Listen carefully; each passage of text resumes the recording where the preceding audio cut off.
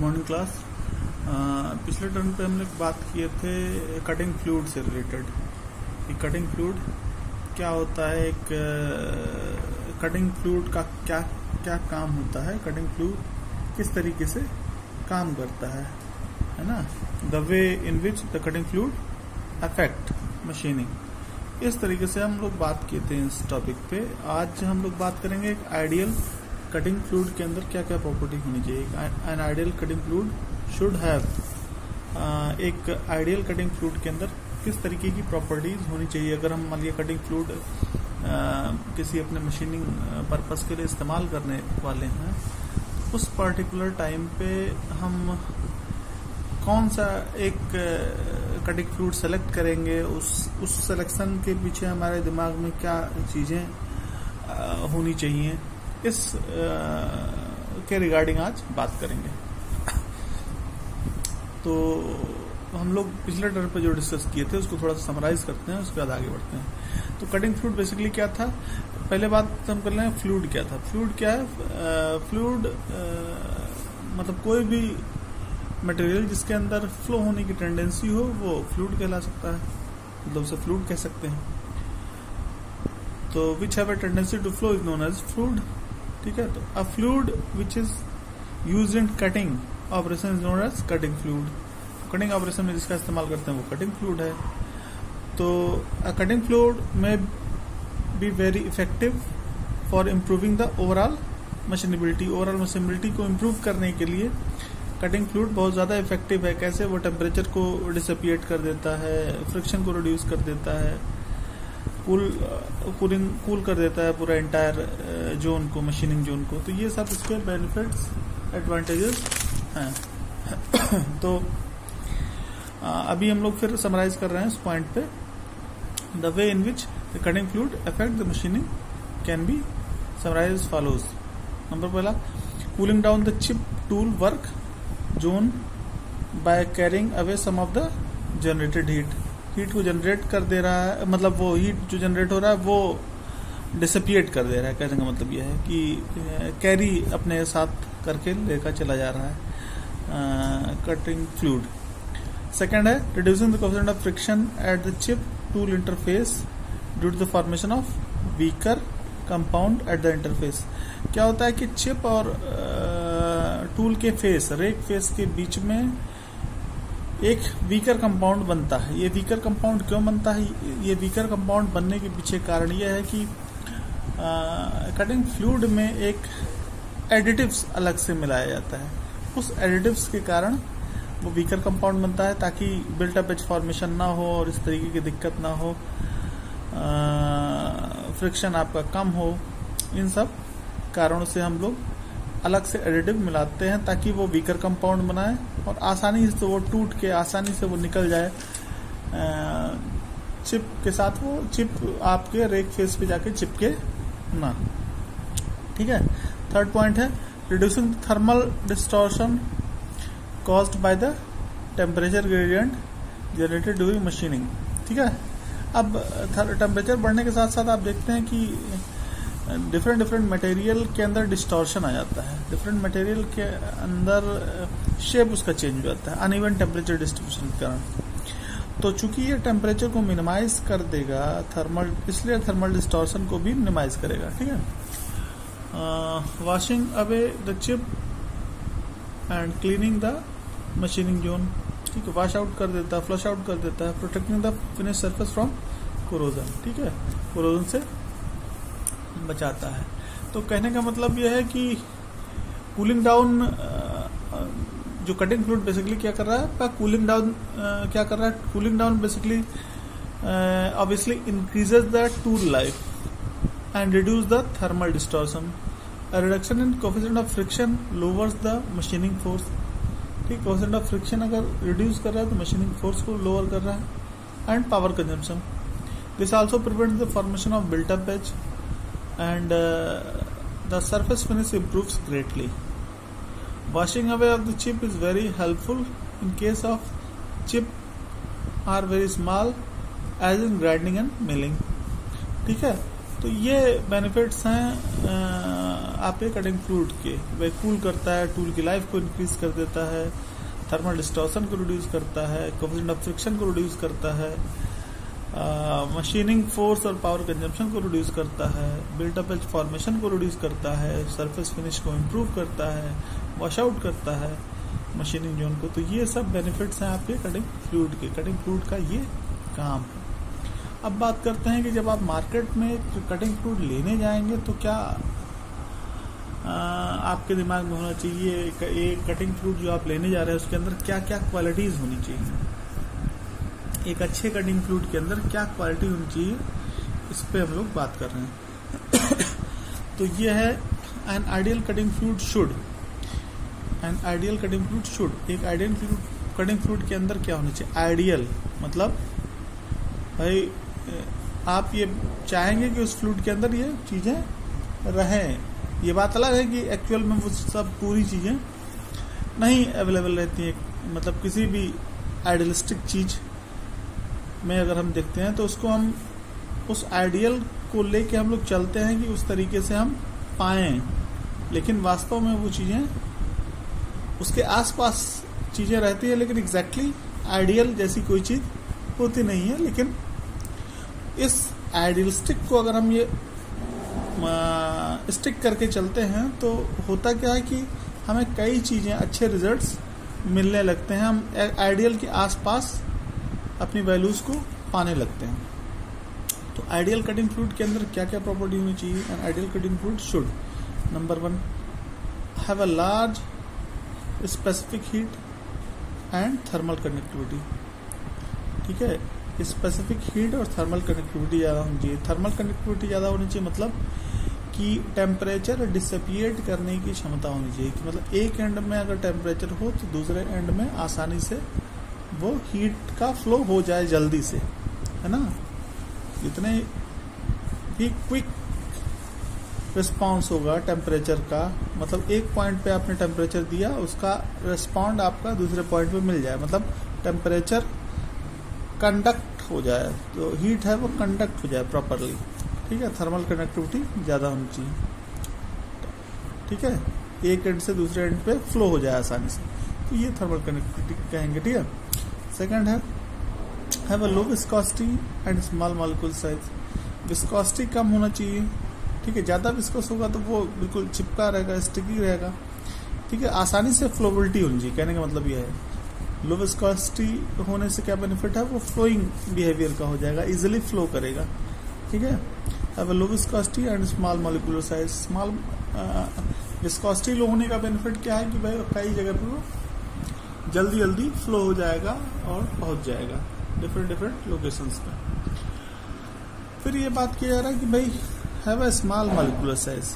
Molecular size के small होने का क्या मतलब है, मॉलिक्यूलर साइज के स्मॉल होने का मतलब यह है कि चूंकि चिप जैसे, मतलब मान लिया ये कोई जनरल फिगर हम देख लेते हैं, तो यही फिगर है, इसी फिगर पे तो बात कर लेते हैं। ये आपका चिप फ्लो कर रहा है, ये आपका टूल है, तो ये चिप और टूल के बीच में कुछ गैप हल्का होता होगा ना, तो इसी गैप के अंदर अगर आपका कटिंग फ्लूइड है तो इस गैप में वो आसानी से पहुंच जाए, मतलब अगर उस गैप में वो आसानी से पहुंचेगा तभी कटिंग फ्लूइड अपना वर्क करेगा। तो विस्कोसिटी कम होने से क्या होगा कि तेजी से आएगा, मॉलिक्यूलर साइज कम होने से क्या होगा, उस गैप में आसानी से पहुंच जाएगा। तो अगर कटिंग फ्लूइड उस पर्टिकुलर पोजीशन पे जहां उसकी रिक्वायरमेंट है वहां पहुंचेगा तभी तो अपना वर्क करेगा। तो इसीलिए कहा गया कि have a low viscosity and small molecular size. Small molecular size का कहने का मतलब है to help to penetrate the chip tool interface. Chip और टूल के इंटरफेस पे वो घुस जाए आसानी से, अगर मॉलिक्यूल छोटा होगा तो। अगर मॉलिक्यूल्स छोटे होंगे तो आसानी से उस गैप में, चिप और टूल के गैप में वो घुस जाएगा। तो इसलिए जो आपके कटिंग फ्लूइड का जो साइज होना चाहिए, मॉलिक्यूलर साइज होना चाहिए, वो स्मॉल होना चाहिए। ठीक है, और विस्कोसिटी कम होनी चाहिए। विस्कोसिटी कम होने का बेनिफिट यह है कि तेजी से वो एक जगह से दूसरी जगह फ्लो हो जाएगा, और साइज छोटा होने से मतलब पेनिट्रेट कर जाएगा उस गैप में, चिप और रेक फेस के बीच में जो गैप है वहां पे आसानी से पेनिट्रेट कर जाएगा, घुस जाएगा। और क्यों? क्योंकि अगर उस लोकेशन पे नहीं पहुंचेगा जहां पे हीट जनरेट हो रहा है तो फिर हीट डिसिपिएट कैसे करेगा। इसलिए आपका जहां पे हीट जनरेट हो रहा है वहां पे इस कटिंग फ्लूइड का पहुंचना जरूरी है, इसलिए मॉलिक्यूलर साइज स्मॉल होना चाहिए। ठीक है। थर्ड पॉइंट है contains suitable reactive constituent, suitable reactive constituent for forming a low strength compound after reacting with the work material. एक सुटेबल रिएक्टिव कांस्टिट्यूएंट होना चाहिए। वही जो हमने कहा कि भाई एक एडिटिव मिला होगा ताकि वो वीकर कंपाउंड बनाए, ताकि वो वीकर कंपाउंड बनाए। ठीक है। जैसे फॉर एग्जांपल हम इस तरीके से पिछले इसमें भी बताए थे, अभी बता रहे हैं कि अगर एक कटिंग फ्लूइड के अंदर क्लोरीन, मान लिया आपने एडिटिव इस्तेमाल किया गया है, एक क्लोरीन अगर एडिटिव आपने कटिंग फ्लूइड के अंदर इस्तेमाल किया है और आप मशीन कर रहे हैं किसका, स्टील का। अगर आप मशीनिंग कर रहे हैं स्टील का, अगर आपने कटिंग फ्लूइड में क्लोरीन इस्तेमाल किया है और मशीनिंग कर रहे हैं आप स्टील का, तो क्या होगा, एक वीकर कंपाउंड बनेगा आयरन क्लोराइड इंटरफेस पे, चिप और रेक सरफेस के इंटरफेस पे आयरन क्लोराइड बनेगा, जो कि एक वीक कंपाउंड होगा और शियरिंग एक्शन को ये प्रिवेंट करेगा। ये जो शियरिंग एक्शन है उसको प्रिवेंट करेगा, जिससे कि आपकी ओवरऑल मशीनेबिलिटी को इम्प्रूव होगा, फ्रिक्शन रिड्यूस हो जाएगा और पावर कंजम्पशन आपका कम होगा। तो ये सब बेनिफिट है अगर आप एक सुटेबल रिएक्टिव कांस्टिट्यूएंट मिलाएं तो जैसे आप मान लिया स्टील की मशीनिंग कर रहे हैं तो आप क्लोरीन का इस्तेमाल करेंगे, तो जिससे आयरन क्लोराइड बन जाएगा। इस तरीके से आप किस टाइप के वर्क मटेरियल के ऊपर काम करने जा रहे हैं इसके ऊपर डिपेंड करेगा कि आप कौन से एडिटिव मिला रहे हैं। ठीक है। तो फोर्थ पॉइंट है non poisonous and non corrosive. जो आप कटिंग फ्लूइड इस्तेमाल करेंगे वो पॉइजनस नहीं होना चाहिए और कोरोसिव नहीं होना चाहिए। Non corrosive and non poisonous, मतलब ऐसा ना हो रिएक्ट करके कोरोजन क्रिएट करे या पॉइजनस हो। ठीक है। और नेक्स्ट पॉइंट है be inexpensive and easily available, है ना, सस्ता होना चाहिए और हर जगह अवेलेबल होना चाहिए। ठीक है। तो ये चीज है जिसको हम कटिंग फ्लूइड में बताएंगे कि एक आइडियल कटिंग फ्लूइड के अंदर कितने नंबर ऑफ क्वालिटीज होनी चाहिए। हम जब भी कोई कटिंग फ्लूइड सेलेक्ट करने जाएंगे तो हमारे दिमाग में ये चीजें होनी चाहिए कि स्पेसिफिक हीट और थर्मल कंडक्टिविटी ज्यादा हो, उसकी मॉलिक्यूलर साइज कम हो, लो विस्कोसिटी हो, रिएक्टिव कांस्टिट्यूएंट हो ताकि वीकर कंपाउंड बनाए, नॉन पॉइजनस, नॉन कोरोसिव हो, इनएक्सपेंसिव हो, इजीली अवेलेबल, ये चीजें। ठीक है। अब हम बात करेंगे डिफरेंट कटिंग फ्लूइड्स के ऊपर, है ना। तो वो डिफरेंट कटिंग फ्लूइड्स क्या क्या हैं। डिफरेंट कटिंग फ्लूइड्स आपके जैसे इसको बाइफरकेट किया गया है वाटर बेस्ड फ्लूइड में, मिनरल ऑयल बेस्ड फ्लूइड में, फिर mineral oil based fluid active oil और इनएक्टिव ऑयल में। जैसे वाटर बेस्ड फ्लूइड है, मिनरल ऑयल बेस्ड फ्लूइड है, फिर सिंथेटिक फ्लूइड है, फिर गैसेज है। इस तरीके से आप डिफरेंट कटिंग फ्लूइड्स को आप बाइफरकेट कर सकते हैं, उसको अलग अलग कर सकते हैं कटिंग फ्लूइड को। ठीक है। तो सबसे पहले बात करते हैं water based fluid. Different cutting fluid में वाटर बेस्ड फ्लूइड 3 तरीके का होगा, सोल्यूशन, डिस्पर्सन, इमल्सन। सोल्यूशन मतलब होमोजेनियस मिक्सचर, इमल्सन मतलब इमिसिबल। जैसे सोल्यूशन का एग्जांपल हो गया, माने आप चीनी और पानी, नमक और पानी, ठीक है, ये हो गया सोल्यूशन। ठीक है। दूध और पानी, ये सोल्यूशन। इमल्सन मतलब इमिसिबल, जैसे तेल और पानी, दोनों लिक्विड है लेकिन दोनों को आप मिक्स करेंगे वो प्रॉपरली मिक्स नहीं होगा, वो अलग अलग आपको दिखेगा। ठीक है। डिस्पर्सन मतलब वो डिस्पर्स होगा अलग अलग क्वांटिटीज में, अलग अलग रेशियो में। ठीक है, dispersion. Mineral oil based fluid क्या है, inactive oil, active oil. Inactive oil को कैसे बाइफरकेट किया गया, mineral oil, fatty oils, inactive additive oils. Active oils क्या है, sulphurised mineral oil, sulphochlorinated oil with fatty compound, ठीक है, ये क्लासिफिकेशन है। सिंथेटिक फ्लूइड है और गैसेस हैं। इस तरीके से हम डिफरेंट कटिंग फ्लूइड्स को बाइफरकेट कर सकते हैं, ठीक है। अब फिर हम बात करेंगे कि भाई अब ये जानिए कटिंग फ्लूइड को कुछ टाइम चाहिए उस इंटरफेस पे अपना वर्क करने के लिए। तो इसलिए अगर आप कटिंग वेलोसिटी इंक्रीज करते हैं, कटिंग स्पीड इंक्रीज करते हैं, तब भी कटिंग फ्लूइड के इफेक्टिवनेस को वो इफेक्ट करता है। अगर आप कटिंग स्पीड ज्यादा इंक्रीज करते हैं तो effectiveness of cutting fluid decreases, तब डिक्रीज होगा अगर आप कटिंग स्पीड को इंक्रीज करेंगे तो। लेकिन साथ ही साथ क्या होगा कि अगर आप कटिंग स्पीड को इंक्रीज करेंगे तो लार्ज फ्रैक्शन ऑफ हीट जो जनरेट हो रहा है वो अपने साथ कैरी कर ले जाएगा। तो एक बेनिफिट भी है, एक लॉस भी है। लॉस क्या है कि इफेक्टिवनेस उसका कम हो जाएगा, डिक्रीज हो जाएगा कटिंग फ्लूइड का, क्योंकि वो कम देर के लिए इंटरफेस पे कांटेक्ट करेगा कटिंग फ्लूइड। लेकिन बेनिफिट क्या है कि लार्ज फ्रैक्शन ऑफ हीट जो जनरेट हो रहा है वो अपने साथ कैरी कर ले जाएगा जल्दी से, तो ये बेनिफिट है।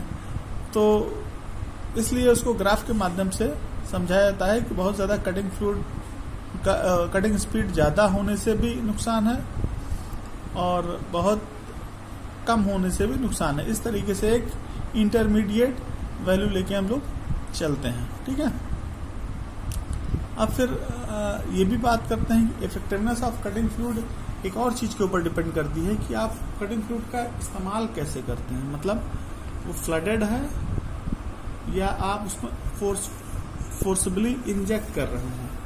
तो ये देखा गया है कि अगर कटिंग फ्लूइड फ्लडेड है, चारों तरफ से घिरा है, मतलब जो आप मशीनिंग कर रहे हैं उसमें भरा हुआ है कटिंग फ्लूइड, उस मशीनिंग जोन, पूरा मशीनिंग जोन फ्लडेड है, तो कूलेंट प्रॉब्लम फेस करता है रेजिस्टेंस के फॉर्म में।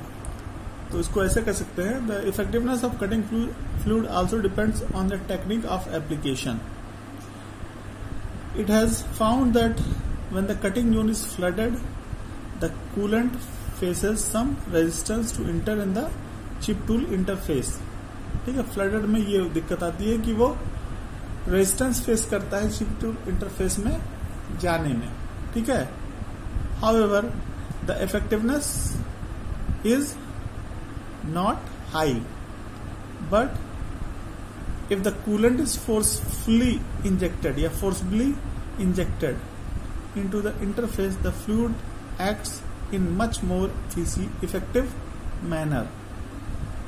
अगर आप फोर्सफुली इंजेक्ट करेंगे कटिंग फ्लूइड को इंटरफेस पे, तब वो ज्यादा इफेक्टिवली काम करेगा। इसका मतलब आप कटिंग फ्लूइड का इस्तेमाल किस तरीके से करते हैं, उसको अप्लाई कैसे करते हैं, इसके ऊपर भी डिपेंड करेगा कि उसकी इफेक्टिवनेस कैसी होगी।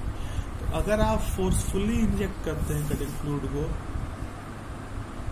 अगर आप इंटरफेस पे फोर्सफुली इंजेक्ट करते हैं तो वो ज्यादा इफेक्टिव होगा विद रिस्पेक्ट टू अगर आप फ्लडेड कर दें, चारों तरफ से कटिंग फ्लूइड को मशीनिंग जोन में भर दें। जबकि अगर आप फोर्सफुली इंजेक्ट करते हैं तो हमको लगता है कि उसमें कम कटिंग फ्लूइड का यूज होगा, कम फ्लूइड में आप ज्यादा यूटिलाइजेशन उसका कर सकते हैं, ठीक है। तो ये बेनिफिट है कि आप कैसे उसका यूज कर रहे हैं, उसका इफेक्टिवनेस इसके ऊपर भी डिपेंड करेगा कि आप उसका इस्तेमाल कैसे कर रहे हैं, ठीक है। तो ठीक है, ये हुआ कटिंग फ्लूइड के बारे में बातें। बाकी जो टॉपिक है नेक्स्ट टाइम पर हम डिस्कस करेंगे। Okay, thank you.